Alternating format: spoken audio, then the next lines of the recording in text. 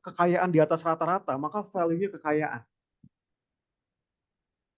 Kemudian ada juga orang-orang yang dia biasa aja, mungkin pegawai biasa, tapi dia punya value, dia punya standar nilai adalah kesehatan. Kesehatan. Bangun tidur yang dia pikirin adalah saya harus sehat. Saya harus makan apa hari ini agar saya semakin sehat. Agar masa otot saya semakin bertambah. Saya harus melakukan olahraga apa agar lemak di tubuh saya tidak menumpuk. Pasti berbeda. Yang satu yang dipikirkan adalah bagaimana mencapai kekayaan, semakin bertambah nilainya, semakin bertambah tabungannya, semakin bertambah perusahaannya. Yang kedua, bagaimana caranya agar masa ototnya semakin bertambah. Orang yang pertama, dia tidak memikirkan olahraga. Tapi orang yang kedua, dia tidak memikirkan bisnis. Oke, dari sini bisa dipahami? Standar produktivitas antara kedua orang ini pasti berbeda. Betul ya? Sehingga kita bisa simpulkan, apa standar produktivitas bagi kita sendiri? Itu tergantung daripada tujuan kita, Pak. Oke, nah ini. Oke, gimana? Biar biar enak nih sharingnya. Tergantung dari Ya, tujuan hidup kita. iya betul. Kalau kita memang, ya kadang ada juga sifat orang yang tidak mau terlalu ribet dengan masa depan, ada juga yang tidak mau ribet dengan, oh bodoh amat lah, penting saya bisa hidup, saya kayak ginian. Cuma orang yang seperti itu tuh kadang dia tidak menemukan tantangan yang begitu wah gitu. Cuma setiap kita memiliki tujuan yang berbeda.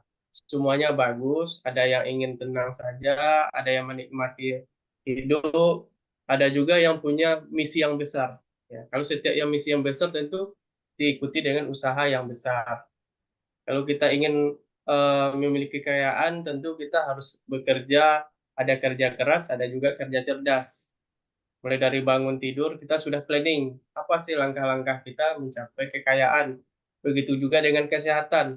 Kalau kita memikirkan kesehatan, tentu bangun tidur kita harus ngapain. Contohnya kita minum air putih, atau kita membersihkan tempat tidur kita, lingkungan kita, atau kita ingin masuk surga, ya tentu bangun pagi. Kalau seorang muslim tentu dia melaksanakan sholat subuh dulu. Atau ingin kekuasaan dia harus berkomunikasi dengan beberapa orang. Loh, misalnya dia ingin terjun ke dunia politik, ya tentu dengan orang-orang politik, dengan partai politik, seperti itu, Pak. Oke, Menurut luar pandangan biasa. saya. Oke, kembali ke pertanyaan di awal. Apa ukuran standar produktivitas seseorang?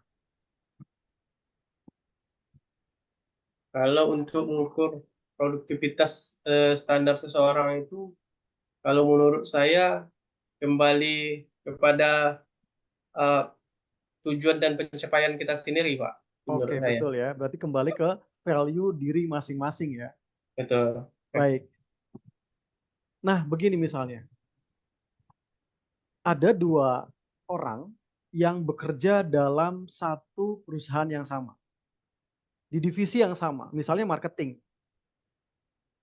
Dua orang ini, yang A dan B, sebut saja ya. Yang A ini di posisi yang sama dengan B, tapi dia punya value kekayaan.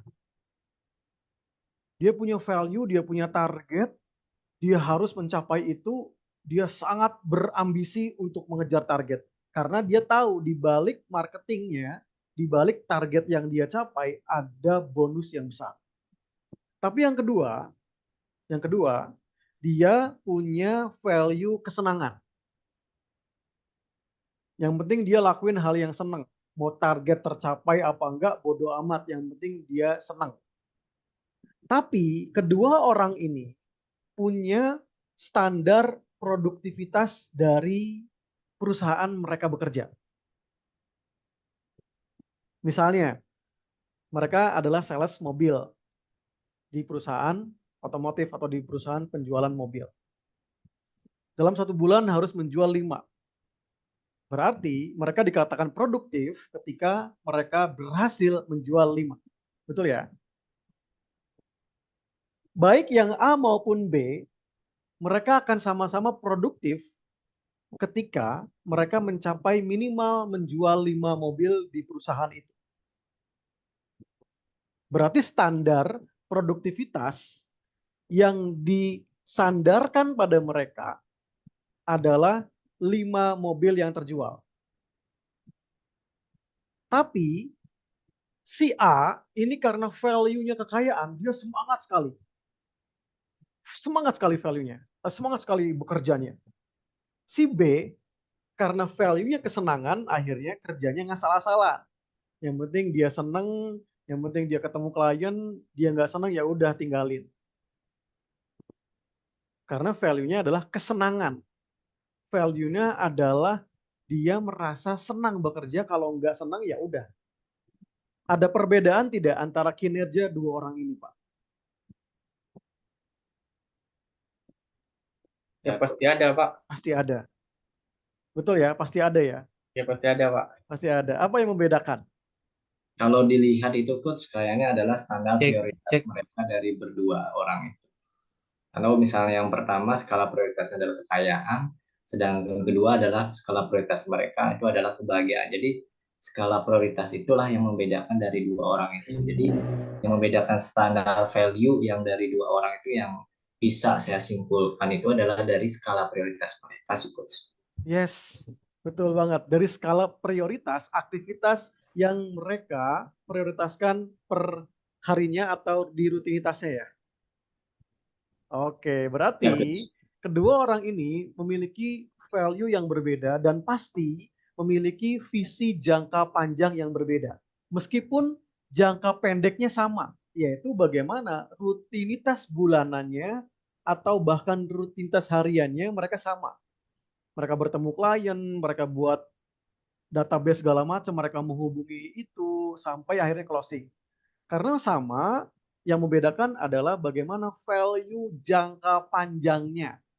Bisa jadi yang A, dia sudah punya planning jangka panjang. Saya harus menyisihkan beberapa penghasilan saya untuk investasi. Sedangkan yang B, karena value-nya adalah kesenangan, ketika dia dapat bonus, maka dia akan bersenang-senang menghabiskan saat itu juga. Akan ada perbedaan tidak di masa depannya? Sepertinya ada. Kalau secara rasional dipikir itu ada. Kenapa? Karena yang A, dia akan sangat memprioritaskan investasi masa depan, sedangkan B, dia akan menghabiskan ke penghasilannya ke sesuatu yang membuat dia senang. Sehingga ada sangat perbedaan. Nah, disinilah kita akan mulai membahas tentang apa tujuan hidup kita. Where is my life going? Kemana hidup saya akan bermuara? Kemana nanti hari tua saya akan berpijak? Di hari tua nanti, saya ingin menjadi apa? Atau 40 tahun dari sekarang, saya ingin bagaimana hidupnya? Saya ingin punya apa? Saya ingin bahagia versi saya, tapi saya harus jelas apa yang harus saya lakukan, kemudian apa yang saya miliki, dan bagaimana saya menjalani hidup. Itulah tujuan hidup kita, atau tujuan hidup jangka panjang. Tujuan hidup